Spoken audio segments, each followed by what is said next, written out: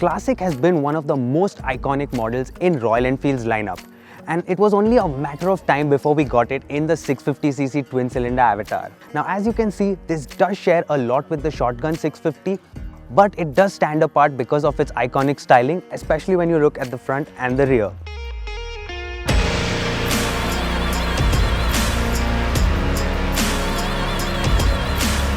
Now what we've got to do is ride this motorcycle around the UK.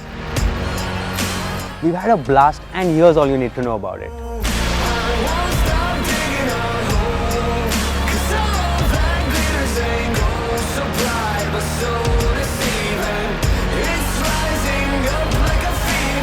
From the front, the bike is identical to the Classic 350 with a round LED headlight, and the rear section does look really nice with a long fender flowing over the rear wheel. The bikes we were riding at this first ride event had their rear seats removed, and they surely looked gorgeous with a single seat setup. The fuel tank has a 14.8 litre capacity, and with a curb weight of 243 kilograms, this becomes the heaviest Royal Enfield motorcycle in the lineup. There are 3 variants on offer, with the only difference being color schemes. The instrument cluster is the same as the Classic 350, and the bike gets the Tripper navigation pod as standard. The Classic 650's overall build quality, fit and finish is premium, and it surely catches a lot of attention.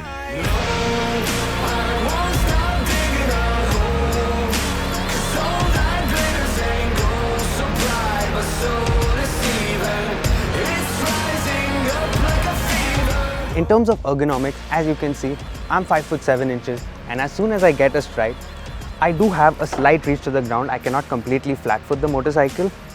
So shorter riders might find this a bit of a hassle, but it's not too much of an issue. In terms of the foot pegs, they are slightly forward set in classic fashion.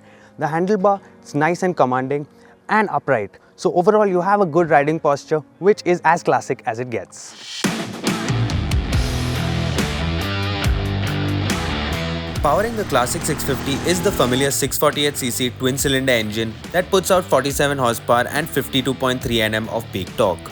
There is no change to the sprocket sizes, but the gearing gets slightly altered because of the 19-inch front and 18-inch rear wheel setup. The power delivery is linear with good low-end grunt, followed by a strong mid-range where the bike feels in its element and makes for a really engaging ride experience. The clutch action is slightly on the heavier side, but the gearbox is a really slick unit.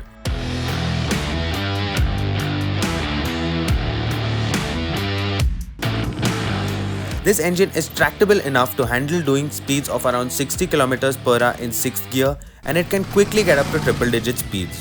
Cruising at 120 km an hour out on the highway feels effortless, and very few vibes creep in if the motor is being pushed to the red line.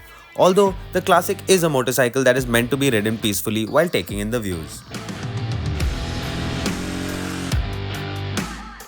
The Classic 650 gets a telescopic fork which is unique to this bike, and the rear gets twin shock absorbers which Royal Enfield say have been tuned slightly when compared to the Shotgun 650. We did spend most of our time riding over well-paved roads, but over a few undulations I did feel like the rear was on the stiffer side.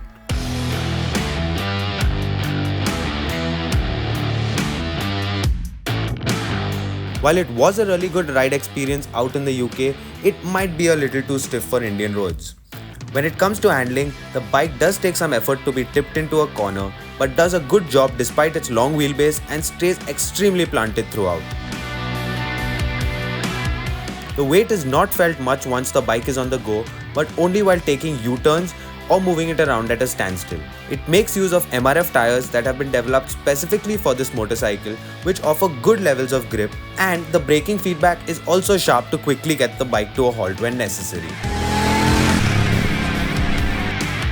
The Classic 650 gets the same dash as the Classic 350, which is an analog speedometer with a digital inset. It also has a USB charging port, and both the clutch and the brake levers are adjustable units. The bike does come with a split seat setup where the pillion seat can be detached for a sleeker look. Additionally, all variants get the Tripper navigation pod as standard. So there you have it. That's our first ride review of the Royal Enfield Classic 650. Now, Enthusiasts of the Royal Enfield brand have been waiting for a more powerful version of the classic for a very long time, and Royal Enfield have finally delivered. I surely enjoyed my time spent riding this around some beautiful roads in UK today.